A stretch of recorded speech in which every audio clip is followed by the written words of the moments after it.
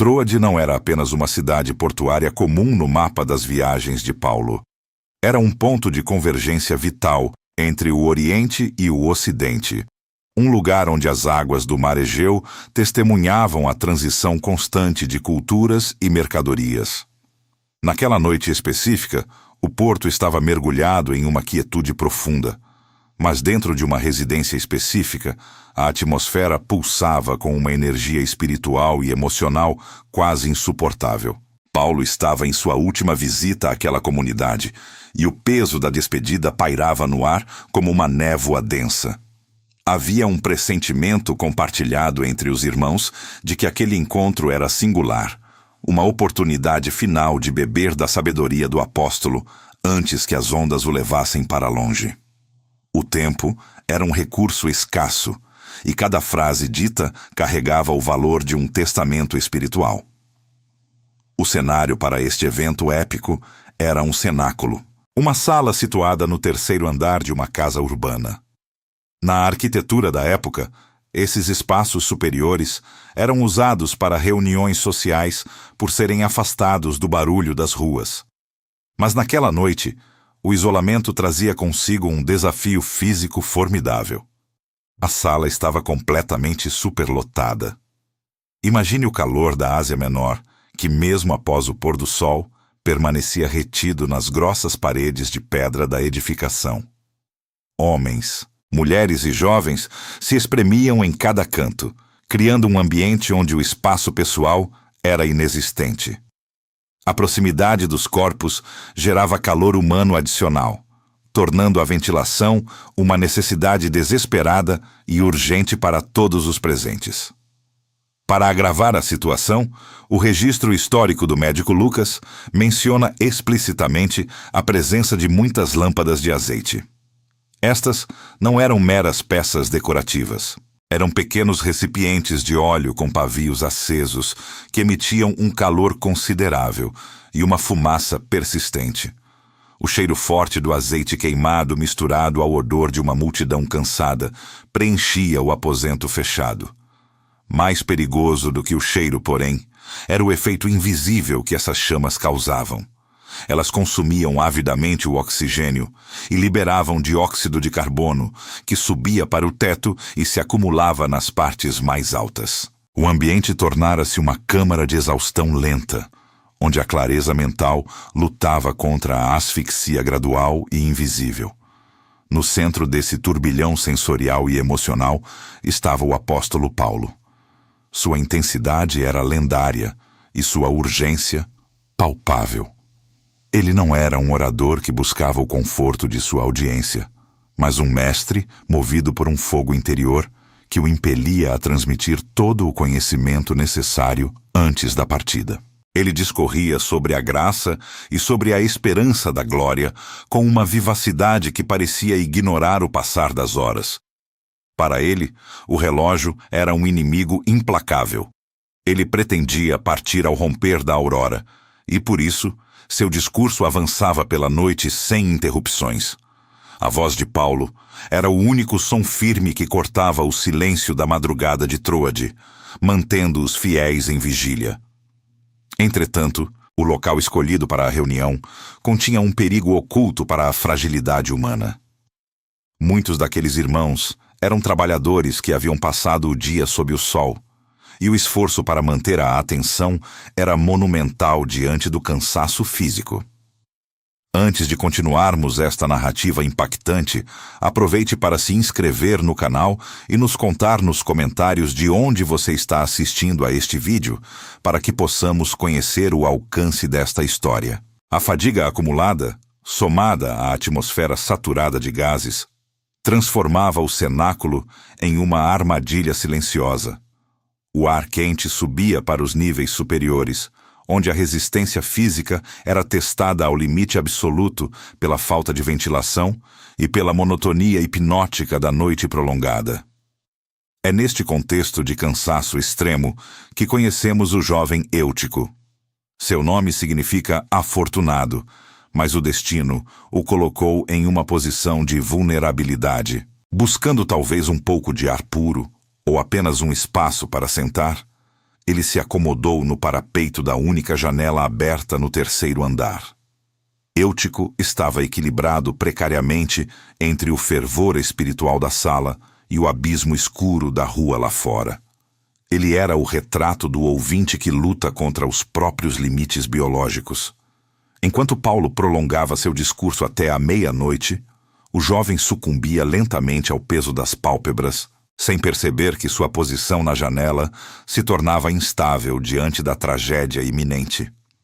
A luta de Eutico contra o sono não era uma mera falta de reverência, mas uma batalha fisiológica desesperada contra limites humanos inevitáveis.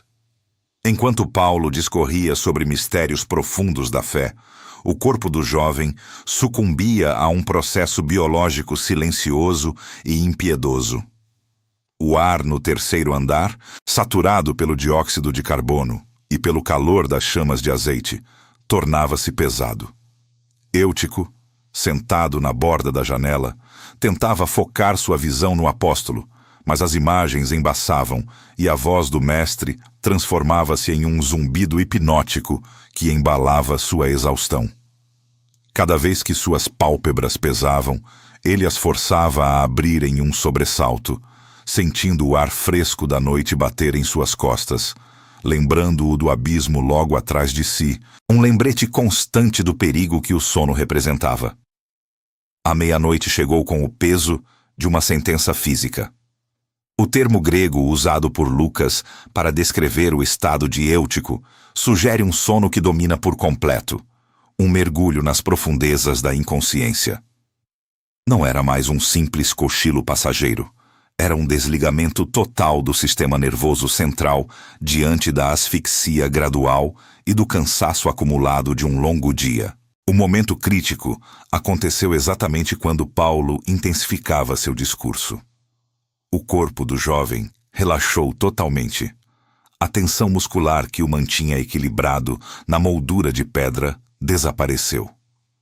Primeiro, sua cabeça pendeu. Depois o tronco inclinou-se para trás, cedendo à gravidade que o puxava para o vazio da escuridão externa, sem que ele pudesse esboçar qualquer reação de defesa ou agarrar-se a algo firme. A tragédia pareceu ocorrer em câmera lenta, mas foi rápida demais para qualquer resgate. O vulto de Eutico desapareceu da janela, mergulhando no vácuo. O silêncio da pregação foi brutalmente interrompido por um som seco e aterrorizante que ecoou do pátio de pedra. Foi o barulho do impacto de um corpo humano contra o chão rígido, um som que ninguém que o ouve consegue esquecer facilmente pelo resto da vida. No cenáculo, o tempo pareceu parar de fluir por alguns segundos. A urgência de Paulo deu lugar a um pânico gélido que percorreu os fiéis. Onde antes havia fervor, agora restava o horror da perda imprevista. O choque transformou o culto em um cenário de desespero imediato, enquanto as pessoas se atropelavam em direção às escadas da residência, descendo freneticamente para o pátio. Lá embaixo, na penumbra do pátio iluminado pela luz das janelas superiores, jazia o corpo inerte. É neste momento que Lucas assume um papel crucial. Como médico, ele não foi movido apenas pela emoção, mas pela precisão técnica. Lucas aproximou-se do corpo caído, sentindo a ausência total de pulso e observando a falta absoluta de movimentos respiratórios ou reflexos vitais. O veredito registrado por ele é claro e técnico. Ele foi levantado morto. Para um médico daquela época, a morte era uma realidade clínica definitiva, especialmente após uma queda do terceiro andar sobre solo endurecido. Não havia dúvida médica sobre o estado de Eutico. A vida havia abandonado o corpo de forma definitiva naquele pátio escuro e silencioso, transformando a alegria do encontro em uma tragédia física incontestável. A reação da multidão foi um contraste doloroso com a paz espiritual anterior. O choro e os lamentos começaram a preencher a noite de Troade. O que deveria ser uma noite de edificação parecia ter se transformado em um velório improvisado. A tensão narrativa atingiu seu ápice. Os olhares se voltavam agora para Paulo, o homem cujas palavras se estenderam pela madrugada adentro. O mestre que, em sua urgência espiritual, parecia ter ignorado a fragilidade física inerente aos seus ouvintes cansados. O peso da responsabilidade pairava sobre o apóstolo enquanto ele contemplava o corpo sem vida. O pátio tornara-se o palco de uma tragédia que ameaçava ofuscar toda a mensagem de esperança, deixando a comunidade em um estado de choque profundo e desolador diante da morte que silenciou a voz do Evangelho naquele instante sombrio em que a vida parecia ter sido vencida pela escuridão daquela noite. Diante do corpo inerte de Eutico e do clamor desesperado daquela pequena multidão que se aglomerava no pátio, o apóstolo Paulo manteve uma serenidade que contrastava drasticamente com o caos emocional ao seu redor. Ele não permitiu que o pânico coletivo o paralisasse, pois sua visão não estava limitada apenas ao que os olhos carnais podiam enxergar naquela penumbra. Com a calma de quem caminha sob a sombra do Onipotente, ele desceu as escadas de pedra da residência de forma decidida, degrau por degrau, enquanto o silêncio pesado da morte tentava sufocar a esperança dos fiéis. Ao chegar ao pátio externo, onde Lucas já havia constatado clinicamente a ausência de sinais vitais, Paulo abriu caminho entre as pessoas que soluçavam. Ele não olhou para o jovem como uma vítima de um acidente trágico e irreversível, mas como um testemunho vivo em potencial do poder soberano de Deus sobre a fragilidade humana. O gesto que se seguiu foi carregado de um profundo simbolismo bíblico e de uma autoridade profética que transcendia o tempo. Paulo inclinou-se sobre o cadáver gelado de Eutico e, num ato de profunda conexão espiritual e física, abraçou-o com ternura. Este momento remeteu imediatamente às ações históricas dos profetas Elias e Eliseu, que no passado também se deitaram sobre corpos sem vida para suplicar pela restauração da alma. Paulo não estava apenas lamentando uma perda. Ele estava intercedendo com o próprio corpo, transferindo o calor da sua fé para a frieza marmórea daquele jovem que havia sucumbido ao cansaço extremo. A tensão no pátio era quase palpável, um vácuo de expectativa onde apenas o som do vento noturno era ouvido enquanto o apóstolo permanecia ali, prostrado sobre o rapaz. Então, com uma voz que emanava uma certeza inabalável, ele se levantou e declarou com firmeza para todos os presentes que não houvesse perturbação, pois a vida ainda estava nele. Aquelas palavras agiram como um bálsamo imediato sobre a alma ferida daquela comunidade em choque. Paulo não estava negando a gravidade da queda, nem invalidando o diagnóstico técnico de Lucas, mas estava afirmando que a morte não teria a última palavra naquela noite memorável em Troade. A vida havia retornado de forma milagrosa. O prodígio não foi apenas um evento físico, mas um selo divino sobre toda a doutrina que Paulo havia ensinado exaustivamente no cenáculo. O que poderia ter sido o fim trágico de uma jornada missionária em tons de luto profundo, transformou-se instantaneamente em uma celebração vibrante da vitória sobre as trevas. Surpreendentemente, Paulo não deu a reunião por encerrada após o milagre. Ele não enviou as pessoas para casa para descansarem do trauma. Em vez disso, com uma determinação renovada, ele liderou o grupo de volta para o terceiro andar, o mesmo local onde a tragédia havia começado. O retorno ao cenáculo marcou o início de uma nova e intensa fase daquela madrugada de vigília. Paulo, com a naturalidade de quem acabara de realizar um simples gesto de rotina ministerial, partiu o pão e comeu com os irmãos. Aquele ato de comunhão espiritual, realizado logo após a ressurreição de Eutico, selou o vínculo daquela igreja com o sobrenatural. A mesa, que antes parecia ser um local de despedida melancólica, agora servia como o banquete da vida plenamente restaurada. O apóstolo continuou a falar com o grupo, discorrendo sobre as maravilhas do reino e os mistérios da fé, até que os primeiros raios pálidos de sol começassem a atravessar a mesma janela por onde o jovem havia caído horas antes. A presença de Eutico, agora perfeitamente vivo e sentado entre os ouvintes, era o sermão mais eloquente que Paulo poderia oferecer.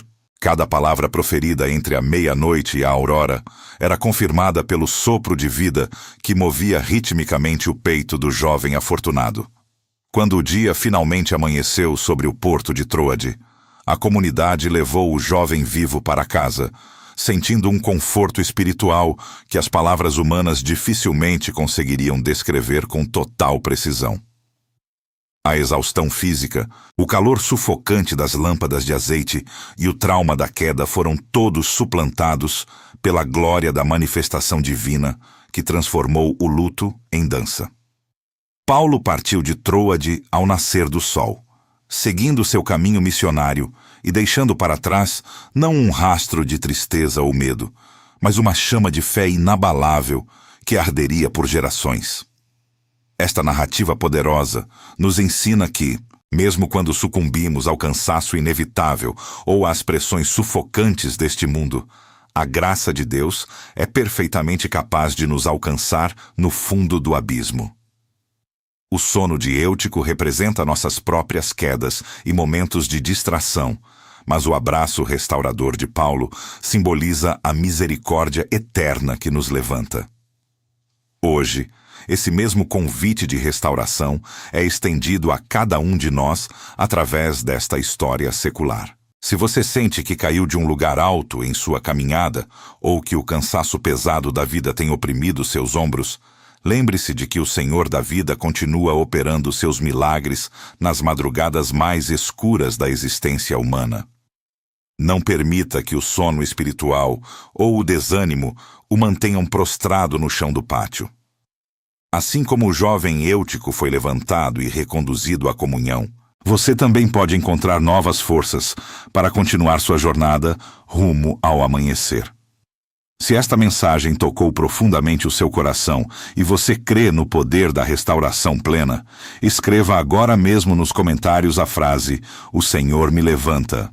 Não se esqueça de se inscrever em nosso canal para acompanhar mais narrativas bíblicas que transformam perspectivas e de ativar as notificações para não perder o nosso próximo vídeo sobre o emocionante discurso final de Paulo aos anciãos de Éfeso. Que a paz divina guarde o seu coração